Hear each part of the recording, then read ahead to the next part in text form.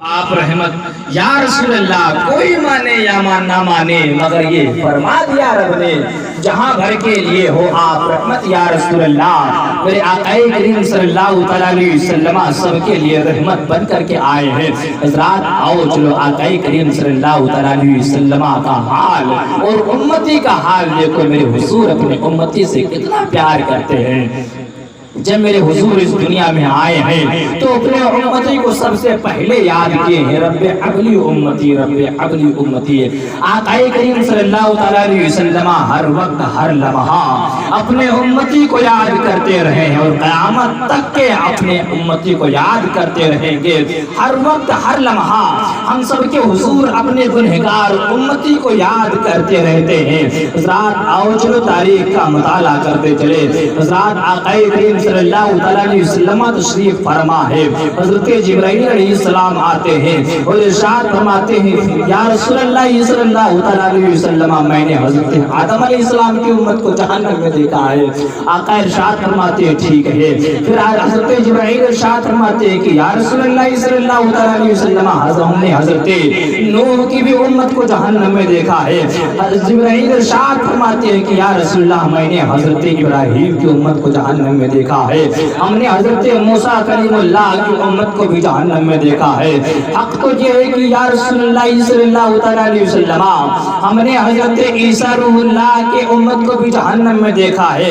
حضرات اتنا کہنے کے بعد میں حضرت جبرائیل خاموش ہو جاتے ہیں۔ آقا کریم صلی اللہ علیہ وسلم ارشاد فرماتے ہیں کہ اے جبرائیل اور آگے بتاؤ، جبرائیل آگے بتاؤ، کیا تم نے میرے بھی امت کو جہنم میں دیکھا ہے؟ حضرت جبرائیل علیہ السلام کی زبان خاموش ہے۔ حضرت جبرائیل کچھ نہیں کہہ رہے ہیں، جبرائیل خاموش کھڑے ہیں۔ آقا ارشاد فرماتے ہیں کہ اے جبرائیل بتاؤ، کیا تم نے میرے بھی امت کو جہنم میں دیکھا ہے کہ نہیں دیکھا ہے؟ جب میرے مصطفیٰ نے پوچھا تو حضرت جبرائیل نے کہا کہ ہاں یا رسول اللہ صلی اللہ علیہ وسلم، ہم نے آپ کے بھی امت کو جہنم میں دیکھا ہے۔ اتنا سننا تھا کہ مصطفیٰ جان رحمت صلی اللہ علیہ وسلم کی نبوت والی آنکھیں چھلک جاتی ہیں، آنکھوں میں آنسو آ جاتے ہیں۔ آقا کریم صلی اللہ علیہ وسلم اپنی جگہ سے اٹھے اور اٹھنے کے بعد میں غار میں چلے جاتے ہیں۔ غار میں جانے کے بعد میں اپنے سر کو سجدے میں رکھتے ہیں اور سر کو سجدے میں رکھنے کے بعد میں دعائیں کر رہے ہیں، رب ابلی امتی، رب ابلی امتی کی صدائیں لگا رہے ہیں۔ ارشاد فرماتے ہیں کہ اے میرے مالک و مولا، میری امت کو میرے حوالے کر دے، اے میرے مالک و مولا، میری امت کو بخش دے۔ حضرات آقا کریم صلی اللہ علیہ وسلم ہے اپنے سر کو سجدے میں رکھے ہوئے اپنے امت کو یاد کر رہے ہیں۔ حضرات بتاؤ، 3 دن کا عرصہ گزر گیا ہے، تمام صحابہ کرام پریشان ہو جاتے ہیں، آقا کی زیارت نہیں کرتے ہیں تو سارے کے سارے لوگ پریشان ہو جاتے ہیں۔ مدینے کے چھوٹے چھوٹے بچے اپنے باپ کی انگلیاں پکڑتے ہیں اور ارشاد فرماتے ہیں کہ اے میرے پیارے بابا بتاؤ، مصطفیٰ جان رحمت صلی اللہ علیہ وسلم کہاں چلے گئے ہیں؟ آج 3 دن کا ٹائم گزر گیا ہے، ہم نے آمنہ کے لال کی زیارت نہیں کی ہے، ہم نے مصطفیٰ جان رحمت صلی اللہ علیہ وسلم کے چہرے مبارکہ کو نہیں دیکھا ہے، ہم نے نبیوں کے تاجدار کو نہیں دیکھا ہے۔ وہ صحابہ کہتے ہیں کہ اے میرے بچوں، میرے آقا کہیں چلے گئے ہیں۔ حضرات چھوٹے چھوٹے بچے ہیں، اپنے ماں سے کہتے ہیں ماں، وہ مدینے والے رسول کہاں چلے گئے؟ دکھائی نہیں دے رہے ہیں۔ صحابہ کرام جب مسجد نبوی میں جاتے ہیں تو ممبر خالی دیکھتے ہیں، وہ اور پریشان ہو جاتے ہیں، آقا کی زیارت کرنے کے لیے پریشان ہیں، تڑپ رہے ہیں۔ سارے کے سارے لوگ اکٹھا ہوئے اور اکٹھا ہونے کے بعد کہتے ہیں کہ آؤ چلو حضور سرور کائنات صلی اللہ علیہ وسلم کو تلاش کرتے ہیں، آؤ چلو حضور کو تلاش کرتے، حضور کہاں گئے ہیں؟ آخر نبیوں کا تاجدار کہاں گیا؟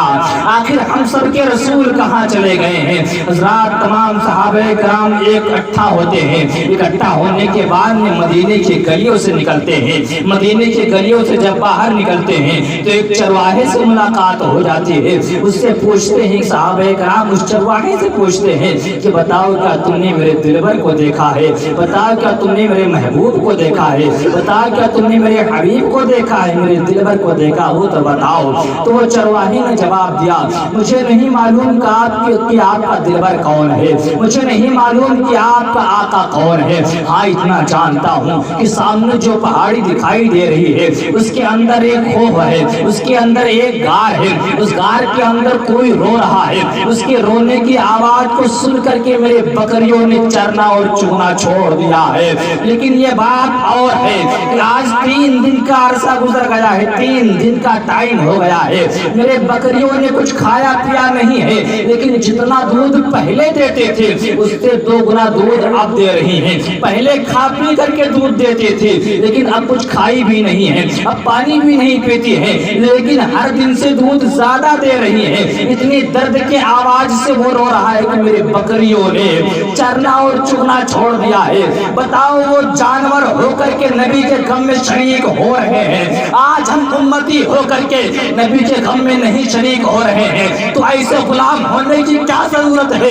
آج نعرے لگائے جاتے ہیں لبیک یا رسول اللہ، لبیک یا رسول اللہ۔ کبھی ہم نے اس نعرے پر غور نہیں کیا ہے کہ لبیک یا رسول اللہ کا مطلب کیا ہوتا ہے۔ لبیک یا رسول اللہ کا معنی ہوا کہ یا رسول اللہ میں حاضر ہوں، یا رسول اللہ میں حاضر ہوں۔ آج اعلان کر کے بتایا جاتا ہے کہ آج مصطفیٰ کے نام کی محفلیں رکھی گئی ہے، آج رب کے نام کی محفلیں رکھی گئی ہے، او دیوانوں آ جاؤ۔ لیکن آج دیوانوں کے کانوں میں آواز جاتی ہے اور وہ سن کر اس کان سے سنتے ہیں، اس کان سے نکال دیتے ہیں، محفلیں میلاد کو ہلکے میں لیتے ہیں۔